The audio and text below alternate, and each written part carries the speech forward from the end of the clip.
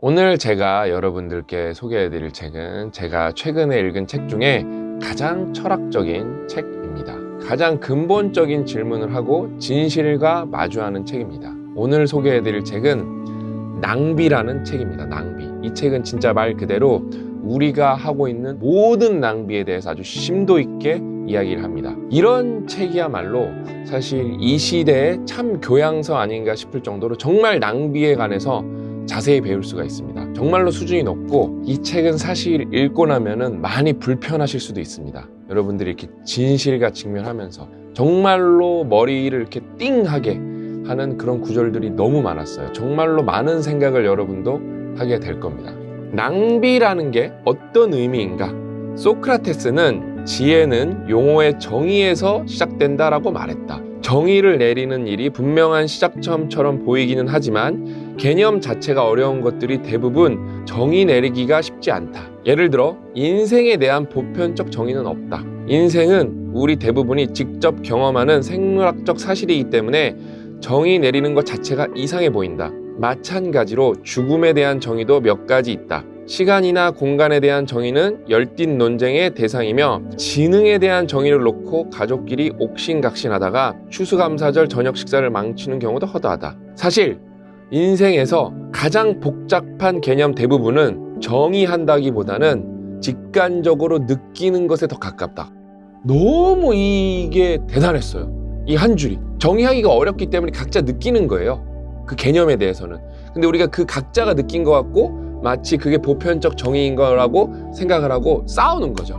옳고 그름, 사랑과 증오, 가족과 친구, 가정, 건강, 신념, 예술 등은 우리 대다수의 머릿속에서 모호하게 정의 내려지고 당신이 알고 있는 이 용어들의 개념은 주변 사람의 것과 다를 수 있다.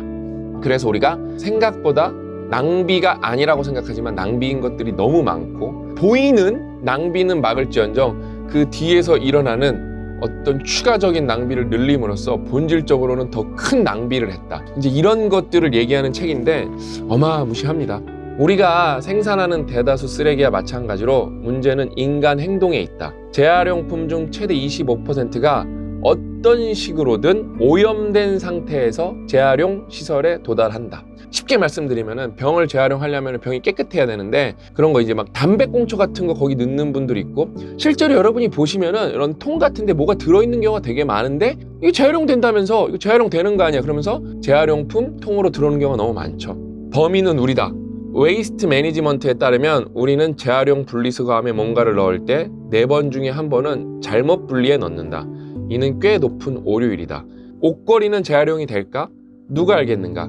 혹시 모르니 옷걸이는 분리수거함에 넣는 게 좋겠다. 그럼 플라스틱 병뚜껑은 어떨까? 주스 상자는, 호스는, 크리스마스 장식용 전구는, 달걀 상자는 여기서 언급한 그 어떤 것도 재활용이 가능하지 않다. 그러나 모두 분리수거함에 담기는 경우가 많다.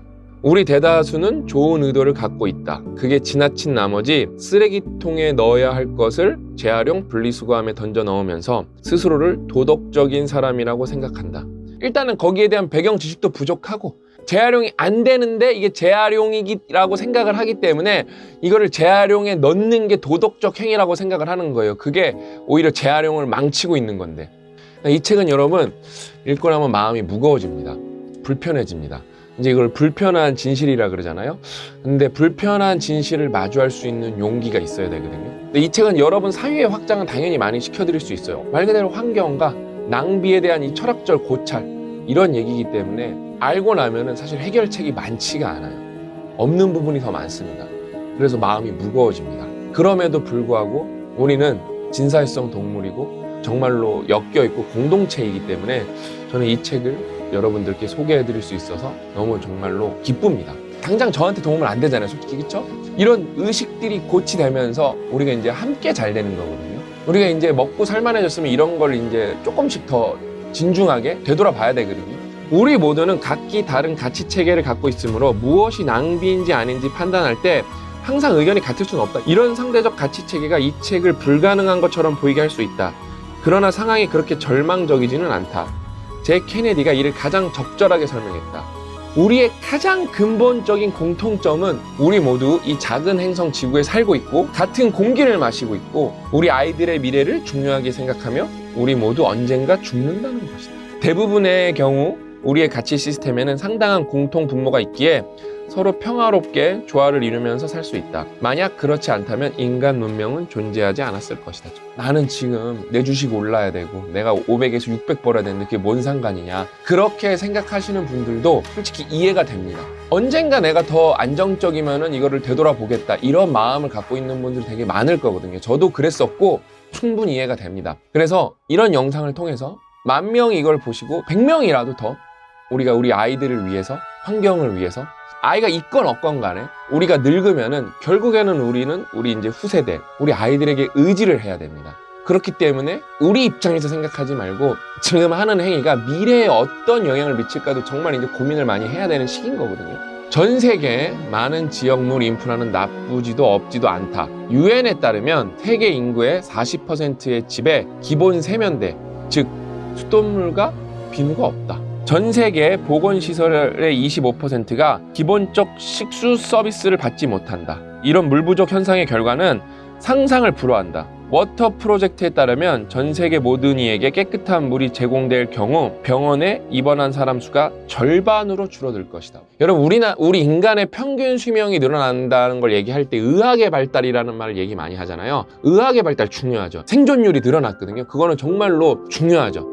근데 솔직히 그거보다 훨씬 압도적으로 비율이 큰 부분은 뭐냐면은 보건입니다. 보건, 영양, 그다음에 위생, 이런 게 발달이 됐기 때문에 인간의 평균 수명이 확 늘어났죠. 근데 그거를 아직도 혜택을 못 누리는 데가 너무 많다는 거죠. 너무 슬프게도. 우리는 깨끗한 물이 너무 당연하게 있잖아요. 여러분, 수도꼭지 틀면 나오고 심지어 마셔도 되거든요. 근데 전 세계 보건시설의 25%가 기본적인 식수가 수도꼭지가 틀면 안 나온다는 거예요. 4명 중에 1명은 물을 어디 가서 얻어야 된다는 겁니다. 깨끗한 물을. 그래서 정말로 여러분이 낭비라는 책은 정말로 그 어떤 책보다 철학적인 책이고 정말로 이 시대의 교양서라는 게 이런 책이 아닐까. 정말로 이런 책들을 한 고등학교 아니면 대학교 수준에서 필수 교양으로 이런 책을 읽는다면은 정말로 우리나라 국민의 의식이 선진국 국민의 의식을 넘어서지 않을까. 저는 그런 생각을 해보고 그런 꿈을 꿔봅니다.